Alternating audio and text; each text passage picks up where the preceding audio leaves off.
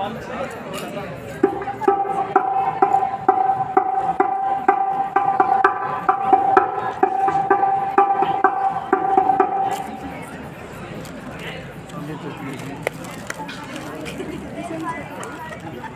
प्राणनाथ, ये पिताजी के कहने से 14 वर्षों के लिए वनवास को जा रहा हूँ। प्राणनाथ, मेरी तो आत्मा आप ही है। मैं किसी तरह भी यहाँ नहीं रह सकती। चाहे जो कुछ भी हो, मैं आपके साथ चलूंगी। ये मैं तुम्हें किस प्रकार साथ ले जा सकता हूँ? माता के कहने केवल मुझे वन जाने के लिए कहा है। ताना,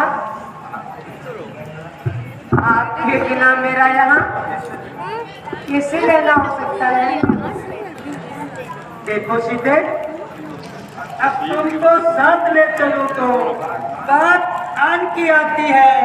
माँ कह देगी वनवास का, सब साथ आन की जाती है।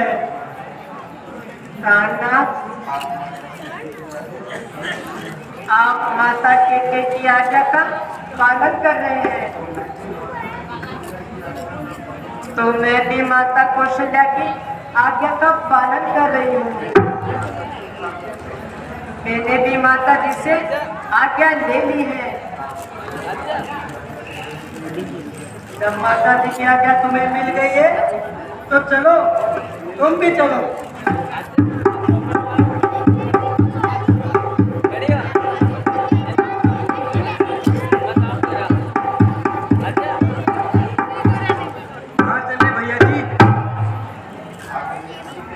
आप वन में नहीं जाएंगे।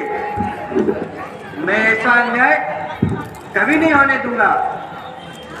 लक्ष्मण, क्या क्या है? वह कौन मांगने वाली है? जो मांग रही है राज तिलक। अधिकार जिसे है गद्दी का, होगा उसी को आज तिलक। अन्याय अगर होता है तो चुप रहने में संकोच नहीं। वन जाने की खूब रही, क्यों जाए जब कोई दोष नहीं। नहीं लक्ष्मण, ऐसा मत कहो। पुत्रों का काम माता पिता की आज्ञा का पालन करना होता है, और हम उनकी आज्ञा का पालन कर रहे हैं। तुम मेरी भुजा दूसरी हो, तुम मेरे प्राण दूसरे हो, तुम मेरे धनुष दूसरे हो, तुम मेरे बाण दूसरे हो। कहने को हम तुम दो हैं, पर वास्तव में एक ही है।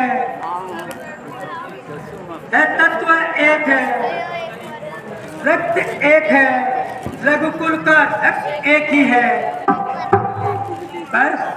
पर क्या भैया जी, जब आप मुझे एक ही समझते हैं तो मुझे छोड़कर क्यों जा रहे हैं? मैं आपको साफ साफ बता देता हूँ, या तो मैं आपके साथ जाऊंगा या अपने प्राण त्याग दूंगा।